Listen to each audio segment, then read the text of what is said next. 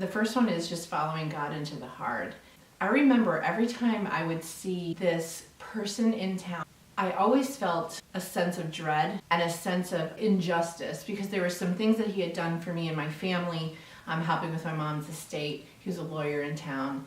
The way he set it up, it set us up for a complete failure. I would just be bitter in my heart every time I thought about this person, every time I passed Town Square where his office was. And I got challenged on that when I heard somebody speak about that. Like, is there bitterness in your heart? Is there somebody that you think about? And every time you think about that person's memory or who that person is, you get a sinking feeling. And I thought, oh, that's me. I knew I had to get rid of this bitterness. I just sensed God saying, you need to go ask that guy for forgiveness. And I'm like, because he did me wrong. Jesus. I don't want to go and ask him for forgiveness for something that he would never know that I was doing when I was just angry at him.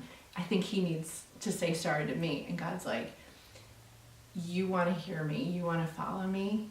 Go ask this man for forgiveness. I got an appointment and I sat down with him. And I said, I don't know if you remember me. He's like, oh, I remember you. And I said, and I just confessed to him just some of the bitterness that I was experiencing and feeling at that time.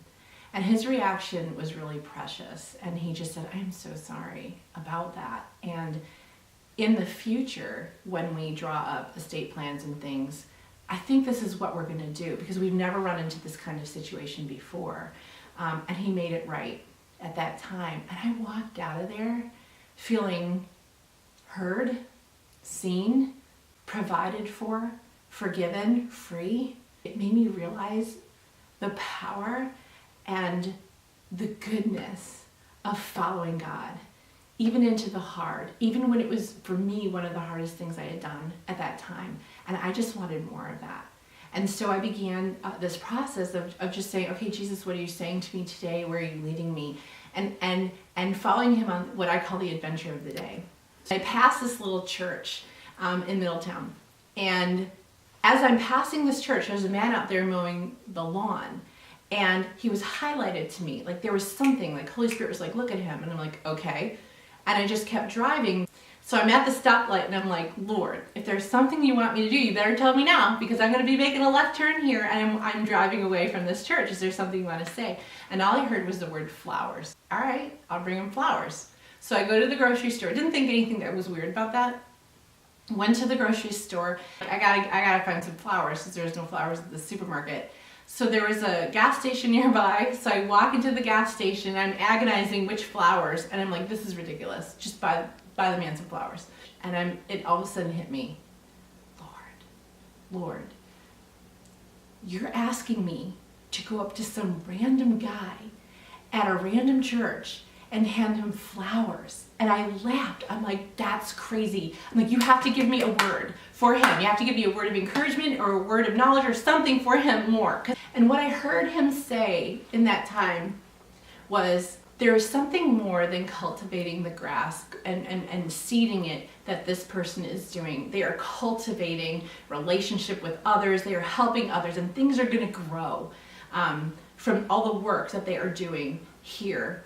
So just tell them that I see them, and the seeds that they're planting right now will bear fruit.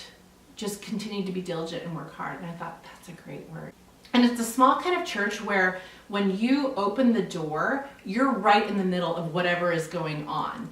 And when I looked in the door, there were 3 people sitting at a table and obviously in prayer and talking a little bit and in prayer. And I thought, oh no, like I don't want to interrupt this, but I'm like, come all this way. So I basically wanted to ask them where was that person who was working on the lawn because I have some flowers for him. So I knock on the door.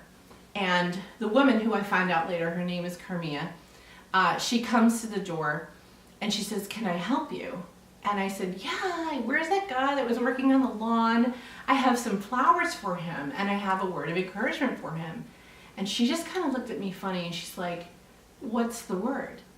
Meanwhile, these 2 other women are just staring at me with their mouths open, and I didn't understand why at that moment. I told her the story driving by, and God dropped this thought in my head to bring flowers and to give this word, just saying what you're doing right now is you are doing more than just the hard work of planting seeds. You are cultivating something, and fruit will bear from it. Just keep at it.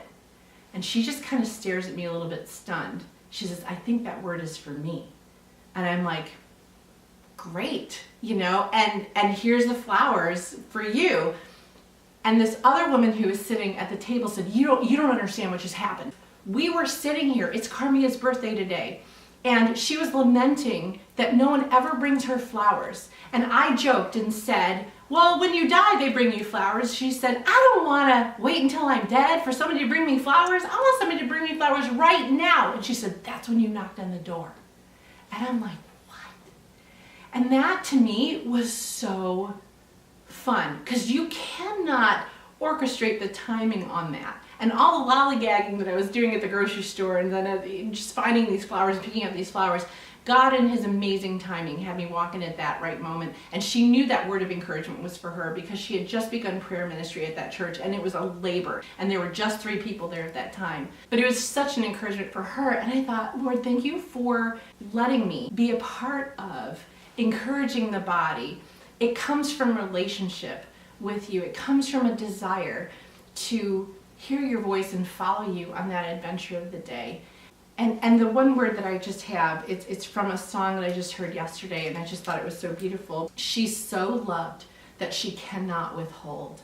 And I feel like following Jesus is just knowing how incredibly loved you are, and just following him. You cannot withhold that love from others. Whether it's doing something hard, and that frees you and frees another person, or it's doing something fun like this. There's a boldness that's required, but it comes from relationship. It comes from knowing how loved we are and how much Jesus loves others.